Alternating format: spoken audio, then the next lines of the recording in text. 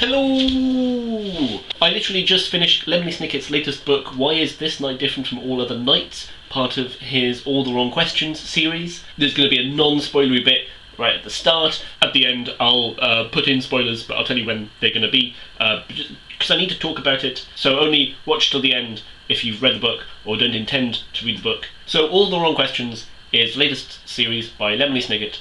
It deals with a young Lemony Snicket on a sort of assignment. Each book is its own mystery, but they're all set in the same place, Stained by the Sea, which is a little town with lots of secrets, and every book deals with a different secret, a different mystery, but all building into a larger plot. When he arrives at the town, he's accompanied by his chaperone, who is a very, very useless detective. So they go to this town to solve a mystery, and they stay in the town because more and more things happen, and they sort of learn about the town, how it came to be so lonely and deprived and torn down and well worn. The town itself I really like. I think it's really cool. Anyway, all 4 books and a tie-in book focus on Lemony Snicket in this town, trying to foil the machinations of the Inhumane Society, who, as you might imagine by their name, are the bad guys. So finally, after a long wait, and many pushing back of deadlines, the last book came out the other day, Why Is This Night Different From All Other Nights? It's a really short book, surprisingly. I finished it in a couple of hours. If you're a fan of Lemony Snicket, do check out this series, because it's a very similar but different set of books to A Series of Unfortunate Events. The dark humour is still there, but it's a very noirish setting. I've talked about this in another video, but it's very sort of film noir. Whether it's a spoof or an homage, I'm not completely sure. I think it's actually more like an homage because it's quite lovingly written. It's not making fun of all these plot elements that turn up in a noir book. It's actually making reference to them in quite a nice, respectful way, I find. I can't say much because it's the last book of the series, but briefly, it's just the culmination of all the stories so far, and it ties them all together. I can't really say much more from a plot point of view, because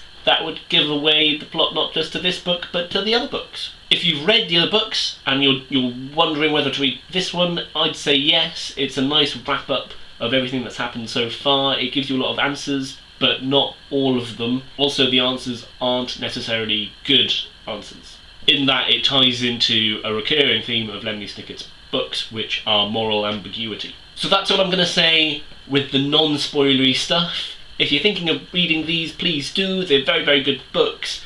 The latest one has just come out, so yeah, check that out. And thanks for watching, non-spoilery people. Okay, hopefully they've gone by now, so if you've read the book, or did intend to read the book, I just want to talk about my feelings of reading it. So overall, I'm a little confused. Okay, let's start with the big one. Hangfire, the villain of the series.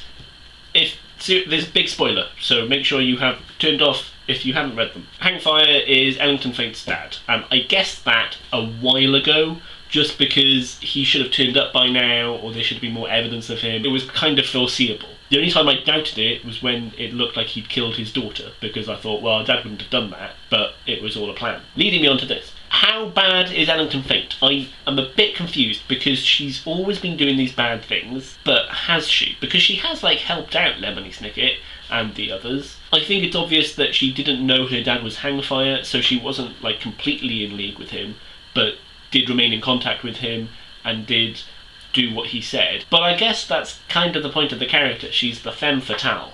She has to be flawed and kind of morally dubious. And it turns out she's been working on the bad side all along, which is okay, I get that, but I feel I need to reread all the novels now, knowing that, to just find out exactly what her game is at every point. Also, I'm not 100% sure exactly what Hangfire's plan was. His plan overall was to control the town, but I don't know why. Did he just break bad? Did he go, okay, I'm just going to control this town with a abominating beast? It starts a long time ago when he starts ringing the bell. I'm pretty sure the bell thing wasn't really around before he spread that rumour, so he's been there for a long, long time. In which case, why destroy the town and make everyone leave it? I didn't really get what he was trying to do overall. Or I kind of get what he was doing, but I don't know why.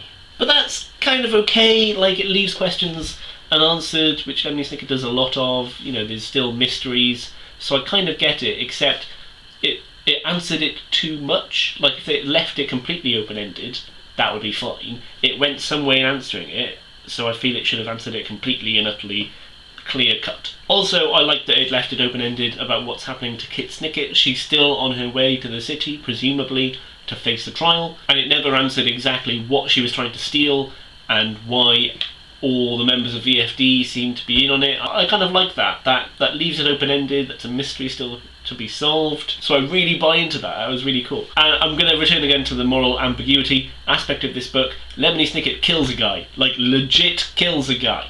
Which was a twist. Like, I did not really see that coming. I don't really know how I feel about that. Like, you could have done something else, maybe. I mean, I know he's the kind of villain that if you just pushed him out of the train, he probably would have survived and then gone back and terrorised the town.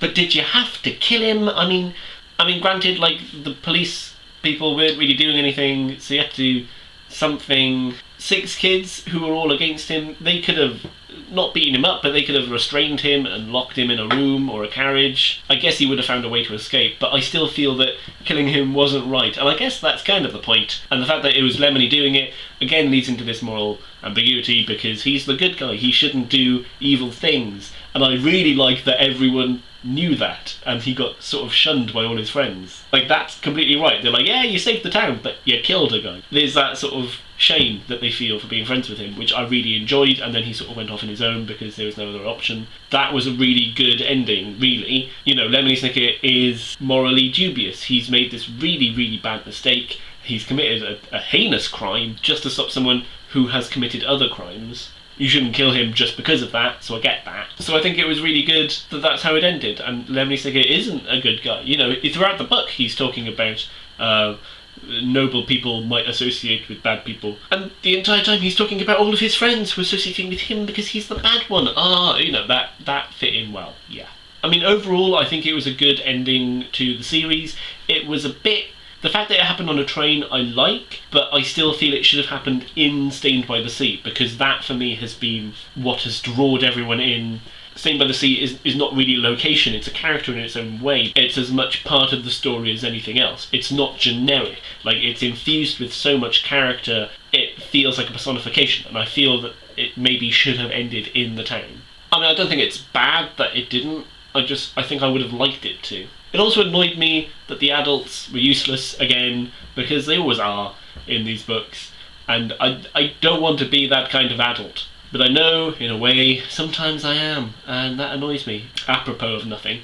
Overall, like, a really, really good book. But you know what, it's the same as a series of unfortunate events. The Penultimate Peril, which was the last but one book, was amazing. I really enjoyed that book, and there were so many twists and turns and plot choices, but that wasn't the last one. The end, the last book, was a lot more introspective in a way. I guess that's kind of the point. It's not a bang, it's a whimper. It's not all about this great climax, it's about what happens afterwards, and a climax isn't necessarily the end of something, as it is in a lot of Hollywood films, say.